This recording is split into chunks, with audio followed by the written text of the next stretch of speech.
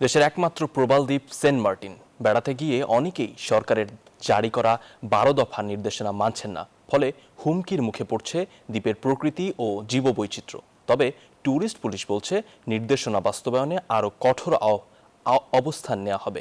Saint Martin থেকে ইরফানুল হোসেনের report. সৈকতের উপর দিয়ে ঝড়ের গতিতে চলছে একের পর এক মোটরসাইকেল। কিছুক্ষণ দাঁড়ালে বোঝা মুশকিল এটি সমুদ্র সৈকত নাকি কোনো মহাসড়ক।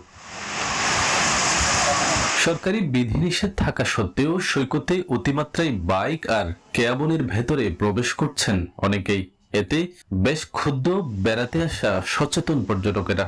সেন্ট মার্টিন পর্যটন এরিয়া, এখানে আসলে বাইক নিয়ে এভাবে ঘোরাফেরা না করাই উচিত।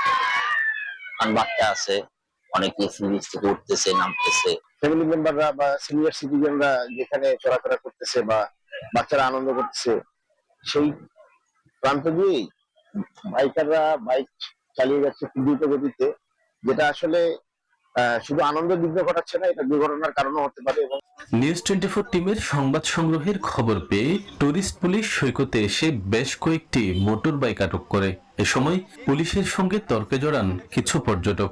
আমরা কক্সবাজার তো বিচে গাড়ি নামাতে দেয় না, আমরা কক্সবাজার বিচে গাড়ি চালাইও না, আমরা মেরিন নেবে রাস্তা দিয়ে চালাই। এখানে যদি নিষেধ হয় তাহলে গাড়ি নামাতে দেয় কেন? এখানে একটা সাইনবোর্ড দেওয়া উচিত, তাহলে তো আমরা এই প্রবলেমে পড়তাম না। তো ওনারা তো এই ধরনের কোনো কিছুই করেনি, অমনি ধাপ দিয়ে বাইকের চাবিটা নিয়ে নিচ্ছে। টুরিস্ট পুলিশ বলছে পরিবেশ রক্ষা ও সরকারি নির্দেশনা মেনে চলার জন্য নিয়মিত অভিযান চালানো হচ্ছে। তবে জনবল সংকট এবং পর্যটকদের অসচেতনতার কারণে চ্যালেঞ্জ বাড়ছে।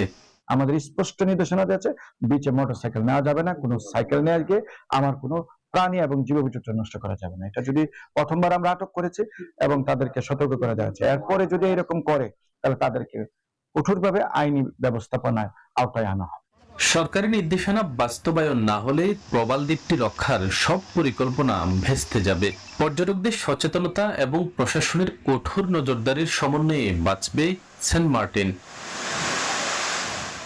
ইরফানুল হাসান, নিউজ 24, কক্সবাজার।